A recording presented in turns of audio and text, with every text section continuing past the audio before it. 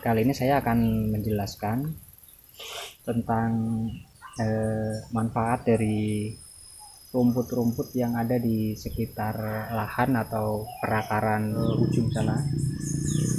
Ini saya kasih kayu-kayu yang laku-laku sampai ke sepanjang barisan.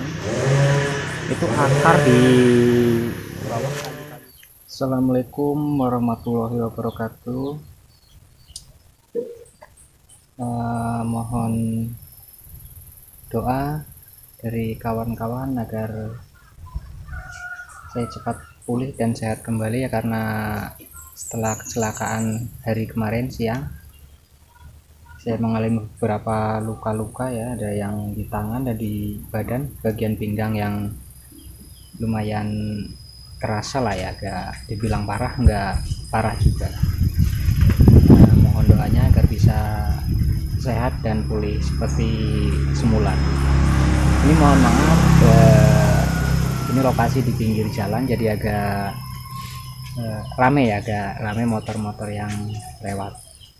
Nah, di kesempatan kali ini saya akan menjelaskan tentang manfaat dari rumput-rumput yang ada di sekitar lahan atau perakaran vanili ya. Jadi ini bisa diperhatikan, rumput-rumputnya di bagian lahan ini nggak saya bersihkan cuma saya pangkas yang hanya rumput-rumput yang tinggi yang saya pangkas. Kalau yang masih rumput-rumput pendek ini nggak saya pangkas, saya biarin saja untuk menutupi perakaran dari vanili.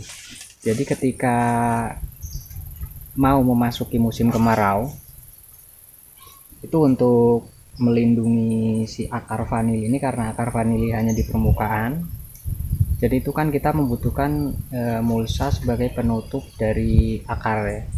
Kalau misalkan kita tanam di lahan seperti ini tanpa kita kasih mulsa dari seperti yang di bedengan, kalau di bedengan itu kan biasanya kita menggunakan, kalau tidak sekam bakar itu yang kita gunakan biasanya kokopit.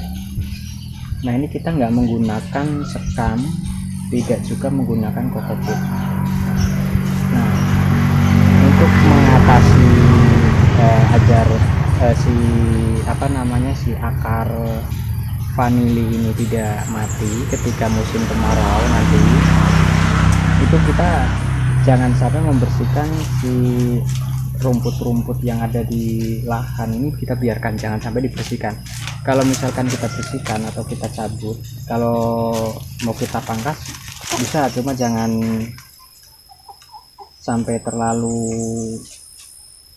habis ya, jangan sampai terlalu ke bawah, maksudnya agak tinggi aja, kira-kira sekitar ketinggian rumput 10 cm lah dari pangkal. Itu nanti rumput itu akan tumbuh tunas lagi di bagian atas, itu bagus untuk menaungi akarnya. Kalau misalkan mau kita cabutin, kita habisin ketika ketemu musim kemarau, rumput itu kan lama tumbuhnya dan akar itu pasti akan kesengat matahari dan bisa mati, akarnya bisa rusak, bisa mati ya. Kalau misalkan kalau kita ada seperti ranting-ranting nih yang udah kering, yang udah busuk, atau kayu-kayu yang sudah segede-gede lengan, mungkin bisa juga kita gunakan, kita taruh di sekitar barisan ya, di tengah barisan itu kita taruh kayu-kayu yang udah kering. Nah, itu nanti untuk ketika pembusukan itu bisa jadi pupuk juga, itu bagus juga kalau ada kayu-kayu lapuk, itu bisa, itu juga bisa melindungi akar, bisa dibilang untuk mulsa juga bisa. Dan ini untuk tanaman-tanaman yang kecil-kecil ini sangat membutuhkan pelindung akar atau mulsa ya. Kalau untuk tanaman yang kecil-kecil di bawah usia 1 tahun itu sangat penting untuk peneduh akarnya, itu sangat penting. Jadi kita harus perhatikan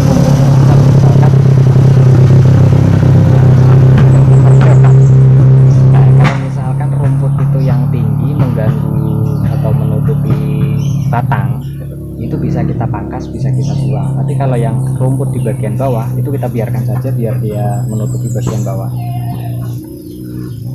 Nah, ini karena tanaman ini masih muda dan yang sebelah itu tanaman udah kita mau buahkan, kemungkinan nanti di musim kemarau ini dia udah berbuah ya, karena itu udah usianya udah hampir 2 tahun. So, kalau sekarang di bulan 9 nanti tanggal 20 tepat di usia 2 tahun dan udah mau buah ketiga kalinya.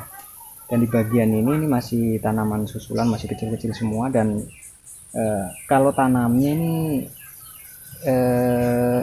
hampir sama di bulan 10 dan yang samping di bulan 9, hanya selisih 1 bulan. Cuma di sini nggak pernah besar karena apa, kita manfaatkan batangnya untuk entres ya, untuk kita ambil batangnya untuk pembibitan. Jadi bagian sini tidak pernah besar, sampai sekarang pun masih segini-segini aja. Nanti tumbuh 1 meter kita pangkas, tumbuh 1 meter kita pangkas, jadi nggak besar di sini. Dan di bagian sini yang sangat memerlukan mulsa atau penutup bagian bawah, karena kalau misalkan tanaman muda akarnya tersengat matahari kering, itu pasti tanamannya kalau nggak kuning itu lama untuk pertumbuhannya, biasanya jadi sering tumbuh tunas mati pucuk, tumbuh tunas mati pucuk karena tanaman masih muda akarnya rusak. Cuma kalau yang udah tua, misalkan kita nggak pakai beddingan nih pembatas akar, kalau yang tua itu nggak seberapa pengaruh, akar keinjek-injek pun, akar putus pun lebih cepat tumbuh lagi, nanti itu nggak seberapa pengaruh kalau yang tanaman udah dewasa. Cuma untuk tanaman yang masih muda di bawah usia 1 tahun itu sangat mempengaruhi di pertumbuhannya, jadi tetap kita harus jaga pertumbuhannya. Cuma kalau misalkan hanya keinjak nih, kita lewat di tengah barisan akar itu keinjak-injak, itu nggak masalah sih selama akar itu tidak putus. Karena kalau kita nginjak selama akar itu nggak menggantung, yang kita injak itu pasti nggak akan putus. Kecuali akar itu menggantung, kita injak pasti dia akan putus dan dia harus menumbuhkan akar baru lagi. Kalau misalkan akarnya hanya 1 itu, dia akan menumbuhkan akar baru lagi, baru batangnya normal kembali. Tapi rata-rata vanili akar itu nggak cuma 1, jadi akar itu banyak. Misalkan putus 1 pun nggak seberapa mempengaruhi ya di pertumbuhan, karena akar yang lain itu masih banyak, masih puluhan bahkan ratusan akar dari batang 1 itu nggak seberapa berpengaruh.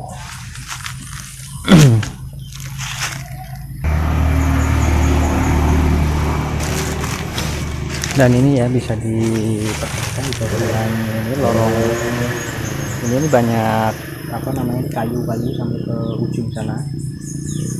Ini saya kasih kayu-kayu yang laku-laku sampai ke sepanjang barisan.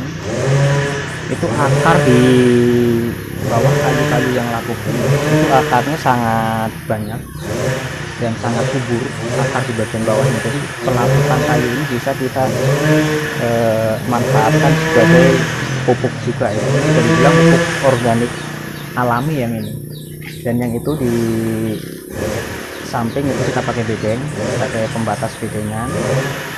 Cuma bagian atasnya kita cuma menggunakan tanah biasa tanpa kita menggunakan apa namanya kokopit ataupun sekam. Jadi pertumbuhan pun dia sama, karena media yang ada di dalam bedeng itu nggak kita kasih media tambahan apapun kecuali tanah yang ada di situ. Untuk pemupukan 1 bedeng itu kita bagi 2, yang bagian bawah kita kasih kimia, yang bagian atas ini setengah kita kasih pupuk organik.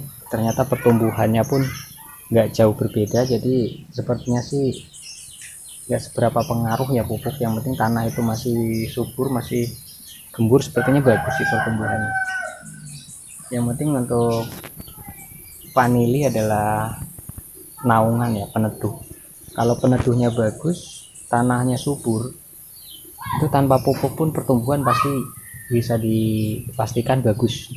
Cuma kalau kita kasih genjot pakai pupuk, seminggu sekali kita pupuk atau sebulan sekali kita pupuk, kalau naungannya itu kurang bagus, naungannya misalkan hanya 30%, kalau tanaman kecil itu bisa dipastikan pertumbuhannya sangat terhambat. Pertumbuhannya kan sangat lama dan sering terjadi batang menguning, dan juga sering terjadi mati bagian pucuk di tunas-tunasnya. Itu sering terjadi kalau misalkan naungan terlalu panas. Cuma kalau untuk yang tanaman udah dewasa, udah siap dibuahkan, itu naungan 40 atau 30% itu bisa, nggak masalah. Walaupun daun agak kuning tapi dia tetap pertumbuhannya dia bagus ya, tetap bagus pertumbuhannya walaupun kelihatan agak kuning karena kesengat matahari saja. Cuma nggak mengganggu di pertumbuhan itu kalau untuk tanaman yang dewasa.